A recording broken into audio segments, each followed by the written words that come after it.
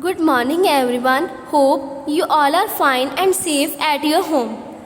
You know, our chapter is chapter number 2, Motion in One Dimension. Let us discuss some question related with this chapter. First question is, under what condition will be the displacement and distance have same magnitude? वो कौन सी condition होती है जब distance and displacement का magnitude same होता है? When the object has a uniform motion, जब object का यूनिफॉर्म मोशन होता है, that is distance and displacement का मैग्नीट्यूड सेम होता है. Can a body have constant speed? क्या बॉडी की कांस्टेंट स्पीड हो सकती है and still be accelerating, and फिर भी वो एक्सेलरेटिंग कर रहा है? ठीक है, yes. When the body moves along a circular path, जब कोई भी body that is circular path में मूव करती है विथ यूनिफॉर्म स्पीड के साथ, इट पोसेसेस सेंट्रीपिटल एक्सेलरेशन. ठीक है. नेक्स्ट है, a boy hits a football high up two year. एक बॉय हिट करता है फुटबॉल को एयर में. ही रन्स, वो भागता है, एंड कैचेस द फुटबॉल, और उसे पकड़ता है before it hits the ground, जब उसके ग्राउंड से आने से पहले. Which of the two, दोनों में से the boy and the football has had greater displacement? किसकी डिस्प्लेसमेंट ज़्यादा होगी? Both have undergone same displacement. दोनों की डिस्प्लेसमेंट क्या होगी? सेम होगी. Although the distance traveled by football is greater than the distance traveled by the boy.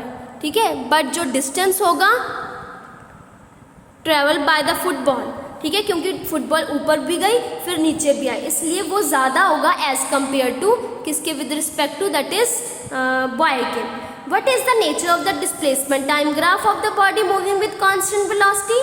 कहते हैं कि नेचर कैसा होगा जब कोई भी बॉडी कॉन्स्टेंट वेलोसिटी के साथ मूव कर रही है, straight line, and it is passing through the origin.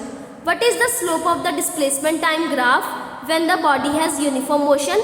के डिस्प्लेसमेंट टाइम ग्राफ की स्लोप कैसे होगी जब कोई भी बॉडी यूनिफॉर्म मोशन में मूव कर रही है? The slope of the displacement time graph gives the value of uniform velocity. ठीक है, उसकी वेलोसिटी क्या होगी? यूनिफॉर्म होगी. नेक्स्ट है, what is the nature of the displacement time graph of the body moving with constant acceleration? जिसका acceleration ही constant होगा उसका ग्राफ कैसे बनेगा?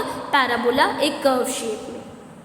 If the acceleration of the particle is constant in magnitude but not in direction, अगर acceleration constant होगा मतलब कुछ ना कुछ उसकी वैल्यू होगी, कांस्टेंट वैल्यू होगी, बट उसकी डायरेक्शन जो होगी वो चेंज हो रही होगी, but not in direction, what type of path is followed by the particle? तो किस में होगा, किस केस में? The particle follows a circular path. ठीक है. How can you find the distance traveled by body in the uniform motion from the velocity time graph? आप कैसे फाइंड कर सकते हो दैट इज डिस्टेंस ट्रैवल किया जब कोई भी बॉडी यूनिफॉर्म मोशन में मूव कर रही है वेलोसिटी टाइम ग्राफ से? कैसे? हमें पता है, हम एरिया फाइंड कर सकते हैं. तो हम क्या फाइंड कर लिया हमने? Distance. Okay.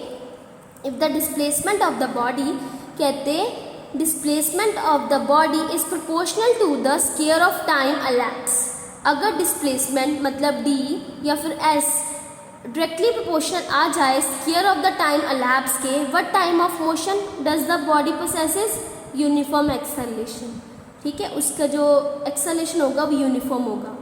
Next, if the displacement of the body is proportional to the time elapse, then what type of motion does the bob possesses? The body possesses uniform motion. When is an object in motion considered to be point object? कब बोलेंगे वो point object में move कर रहा है? The object in a motion is considered to be point object if the distance it travel is very large as compared to the dimension of the objects. जब उसका distance जो हो वो बहुत ज़्यादा हो जाएगा एज कम्पेयर टू डिमेंशन, क्योंकि पॉइंट ऑब्जेक्ट तो वो होता है ना जिसके कोई डिमेंशंस नहीं होते. That is, can the speed of the body be negative? Speed of the body negative हो सकती है? No.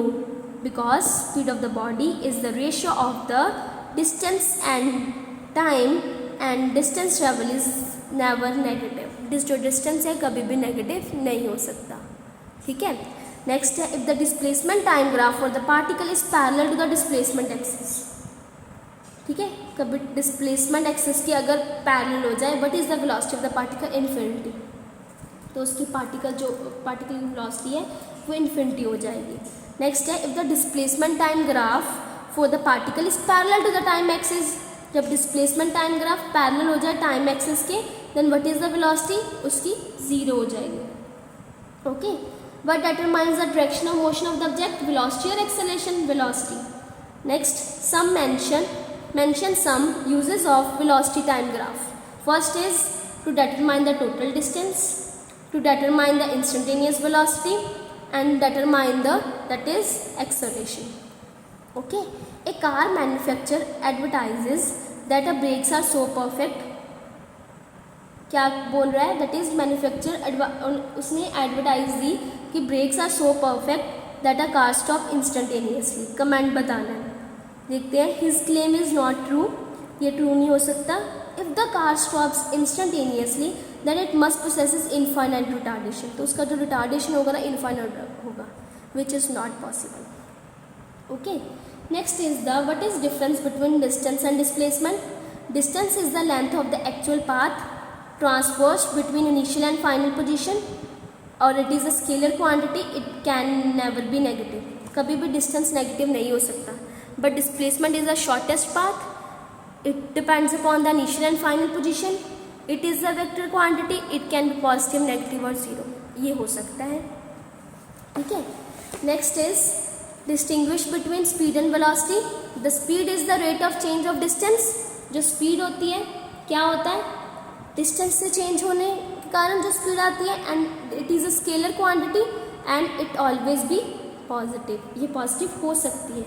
But velocity is the rate of change of displacement.